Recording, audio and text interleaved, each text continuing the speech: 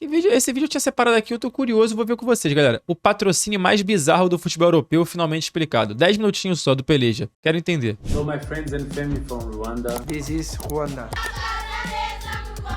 Rwanda! Arsenal, please stop promoting a criminal country. Rwanda is a criminal country. Durante um jogo entre o Bayern e o Eintracht Frankfurt em fevereiro de 2025, torcedores levaram para a Allianz Arena uma faixa que dizia: "Visite Ruanda, quem olha com indiferença está traindo os valores do Bayern". A ideia era deixar claro que para eles, o patrocínio fechado em 2023 com o país africano é absurdo e inaceitável. A marca do Visite Ruanda chegou na Europa em 2018, num acordo milionário com o Arsenal. E lá não foi diferente. Sempre rola protesto pedindo o cancelamento imediato do contrato, que os torcedores afirmam ser propaganda política e lavagem de dinheiro. Tudo isso faz parte de uma disputa muito mais profunda, que envolve genocídio, conflito étnico e uma guerra de imagem que explica por que tem tanto torcedor puto com o fato dos seus clubes estarem fazendo propaganda de países africanos em guerra. É patrocínio pra caralho, agora que eu percebi, filho. Camisa do PSG, do Arsenal, do Bayern de Munique. Tinha mais outro time que passou por ali também. Tudo com Visite Ruanda, filho. Você é doido. Eu nunca tinha reparado nesse patrocínio na minha vida. Sports washing, né? Pra variar.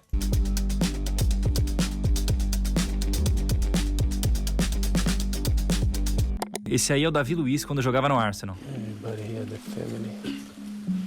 Unbelievable. What experience. Nesse vídeo surreal que tá no canal do clube no YouTube, ele conhece uma família de gorilas, fala sobre como essa experiência é maravilhosa e convida todo mundo a fazer o mesmo, visitar Ruanda. Mas ele foi só o primeiro. Nos anos seguintes, outros jogadores do Arsenal e do PSG fizeram praticamente a mesma viagem. E claro, tudo foi gravado e postado nas redes sociais. Já em abril de 2021, os jogadores do PSG gravaram esse vídeo. Nossos irmãos e irmãs ruandeses para comemorar o genocídio Abu Sarabia. Remember, unite, renew. Eu quero que você preste atenção nessa palavra aqui. Kwibuka é o termo usado para lembrar o genocídio dos Tutsis que aconteceu em Ruanda e que completava 27 anos. Por mais estranho que possa parecer o elenco do clube francês falando sobre um genocídio africano décadas depois, essa mensagem não tem nada de aleatória. Moleque, que é isso, cara? Ruanda é um país pequeno da África Oriental, habitado por 3 povos, Hutus, Tutsis e Tuás. Por séculos, eles viviam juntos, falavam a mesma língua e tinham costumes parecidos. As diferenças eram mais sociais do que étnicas. Mas aí chegaram os colonizadores, primeiro os alemães, depois os belgas. E foi com eles que tudo mudou. Para dominar o território, os belgas criaram uma estratégia para rivalizar os povos. Usando uma pseudociência racista, mediram a altura, formato do nariz e cor da pele para dizer que os Tutsis eram superiores. Apenas eles ganharam acesso à educação e aos cargos de poder. Os Hutus foram excluídos. Essa divisão foi parar até nos documentos oficiais e transformou uma diferença social em uma separação étnica que marcaria o país para sempre. Com o tempo, cresceu o ressentimento entre os Hutus, que se sentiam oprimidos. Em 1957, eles escreveram o Manifesto Ubuntu, denunciando essa desigualdade. Quando Ruanda ficou independente, em 1962, o poder passou para o líder do movimento de emancipação dos Hutus, Grigoire Kayibanda. E aí começou um novo ciclo de perseguição. Milhares de Tutsis fugiram do país, e quem ficou passou a ser tratado como inimigo.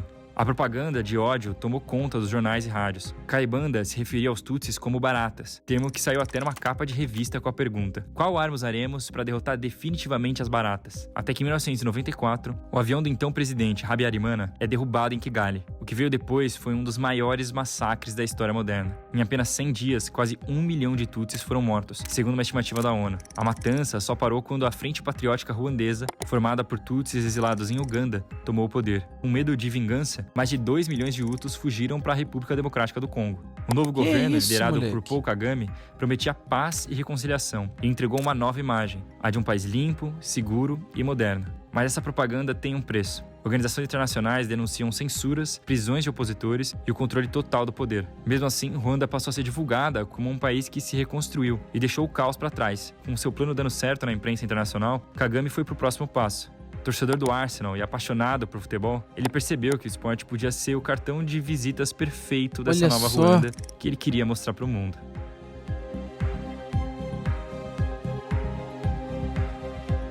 Só que antes disso chegar na Europa e envolver a Premier League, você precisa entender uma outra treta, que começou na República Democrática do Congo. Os milhares de refugiados hutus se instalaram no leste da RDC, onde já viviam comunidades tutsis há séculos, e logo o conflito explodiu. Na época, o país era governado por Mobutu Seko um ditador apoiado pelos Estados Unidos. Em pouco tempo, ele foi arrancado do poder por um grupo de rebeldes liderados por Laurent Kabila, com apoio de Ruanda e Uganda em 1997. Parecia o começo de uma nova fase, mas Kabila rompeu com os antigos aliados e mergulhou o país em outra guerra.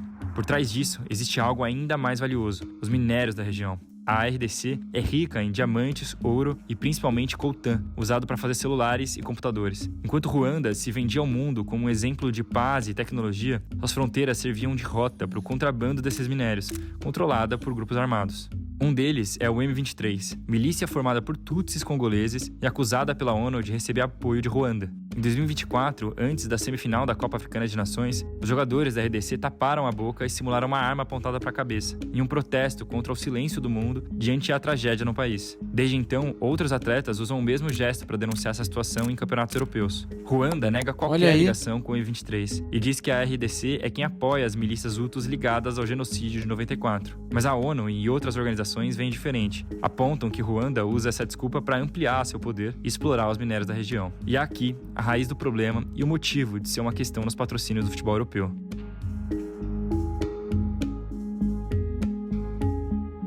Em 2018, o Arsenal passou a jogar com Visit Ruanda estampado na manga da camisa. O acordo com o Ministério do Turismo de Ruanda, que era de 3 anos, incluía visitas de jogadores ao país, como a viagem do Davi Luiz que você viu no começo do vídeo. A reação foi imediata. Em meio a conflitos contra milícias e com a RDC, muita gente questionou por que gastar dinheiro com um time inglês era prioridade do governo. O Daily Mail, que é um tabloide inglês, chegou a chamar o uniforme de camisa da vergonha, lembrando que o Reino Unido gastava anualmente 60 milhões de libras com ajuda externa à Ruanda, enquanto eles entregavam 30 milhões em patrocínio para um dos times mais ricos da Inglaterra. Em 2022, enquanto o conflito entre Ruanda e a RDC voltava a crescer, o governo britânico anunciou um plano problemático: enviar imigrantes e refugiados para Ruanda. Baseado no conceito de remigração, a ideia era obrigar pessoas, na maior parte das vezes não brancas, a se fixarem em um estado sem levar em conta a sua origem, cidadania ou escolhas pessoais. Em outras palavras, é uma limpeza étnica. E quem fosse aceito ficaria por lá, sem chance de voltar ao Reino Unido. A proposta chegou a receber aval do Tribunal Superior, mas órgãos públicos levantaram a discussão sobre o que aconteceria com essas pessoas ao chegarem em Ruanda e se o país seria de fato seguro.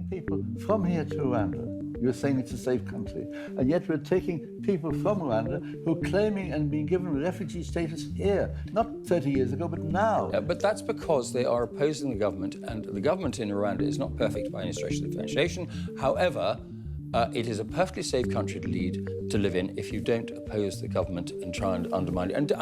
Um ano depois, a Suprema Corte Britânica derrubou a proposta, apontando o histórico ruim absurda a proposta do país e o risco real de que essas pessoas fossem enviadas de volta para lugares perigosos de onde fugiram inicialmente. Mesmo com críticas, o Arsenal manteve o patrocínio, dizendo que a parceria ajudava a Ruanda a atrair turismo e investimentos para o futebol local, ainda que o governo prefira investir no futebol europeu do que na própria seleção. E a ideia deu tão certo que o país expandiu a estratégia. Em 2019, patrocinou o PSG. Em 2023, o Bayern. E em 2025, o Atlético de Madrid. Do outro lado da guerra, essa estratégia do inimigo ficou popular, e a RDC também anunciou investimentos milionários no esporte, repetindo o mesmo padrão de Ruanda. Em junho de 2025, Milan e Mônaco passaram a estampar RDC, Coração da África, nas camisas. E em julho, o Barcelona concordou em levar a mensagem nos uniformes de treino. Oficialmente, é para mostrar o esporte e a cultura do país, mas na prática, é uma disputa política com Ruanda.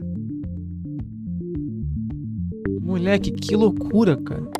Ignorar. Vocês já tinham reparado em algo desse tipo, mano? Isso passou completamente batido por mim durante toda a minha audiência em relação ao futebol europeu. Eu nunca tinha reparado nisso, nunca. Nem no patrocínio, nem nos protestos. De onde vem esse dinheiro ficou cada vez mais difícil. A discussão deixou de ser apenas sobre a origem e a intenção do patrocínio e passou por uma questão maior. Esses clubes estariam lucrando com violações de direitos humanos? Em janeiro, torcedores do PSG criaram um abaixo-assinado que já reuniu mais de 75 mil assinaturas pedindo o fim do patrocínio e uma posição do clube sobre a violência na RDC. E já em abril, torcedores do Arsenal, organizados do grupo Gunners for Peace, lançaram esse vídeo. Welcome to Tottenham. Just half an hour from actual London. It feels like the edge of the world. Why don't you come to Tottenham? Visit Tottenham. Além de promover o turismo no bairro de Tottenham, em Londres, eles distribuíram faixas para cobrir o Visit Ruanda nas mangas das camisas na frente do Emirates Stadium, dizendo que até estampar o nome de um rival seria melhor que o de Ruanda, acusando o país de tirar dinheiro do próprio povo para financiar uma milícia. Em agosto de 2025, por causa da pressão cada vez maior, o Bayern soltou uma nota para deixar claro que, ao contrário do que a imprensa estava divulgando, a parceria entre o clube e o Ministério do Turismo de Ruanda não tinha acabado e tinha apenas passado de um acordo comercial para um programa de desenvolvimento do futebol em Kigali.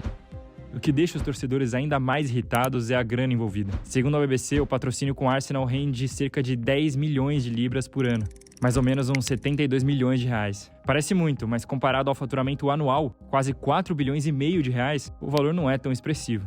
E isso reforça a dúvida. Vale a pena vender a camisa para Ruanda nesse contexto? Pô, cara, honestamente, é um patrocínio, porra, num valor de merda pro Arsenal, pô. O Arsenal, que tem a camisa exposta no mundo inteiro, era pra vender muito mais caro esse patrocínio. Tá vendendo por 10 milhões de libras, cara. Uma merreca, moleque. Eles estão, pô, vendendo por uma merreca num contexto absolutamente inacreditável, né? Em fevereiro de 2025... mas também tem um cara no chat que falou, esse é o valor oficial, né? A gente não sabe o que rola nos bastidores também. RDC propôs aos Estados Unidos acesso aos minerais do país em troca de ajuda para acabar com o conflito em Ruanda. Em junho, Ruanda e RDC assinaram um acordo de Washington, que prevê a saída das tropas ruandesas e o fim do apoio congolês às milícias locais. Tem também uma parceria econômica, que, claro, beneficia os americanos. Mas o grupo rebelde M23 ficou de fora e tem discussões paralelas com a RDC, já que as negociações com eles não são tão simples. Depois de 8 anos de parceria e muita pressão da torcida, o Arsenal desistiu e finalmente anunciou que não vai renovar o contrato com o Visit Ruanda. Mas não vai renovar, né? A frase só vai sair do uniforme no final da temporada, em maio de 2026. Mesmo com protestos e polêmicas, os clubes escolhem manter os patrocínios de Ruanda e RDC, com justificativas que não convencem. No futebol, a grana fala mais alto. E a decisão de não recuar deixa claro que as discussões morais e éticas não são uma prioridade na hora de tomar decisões.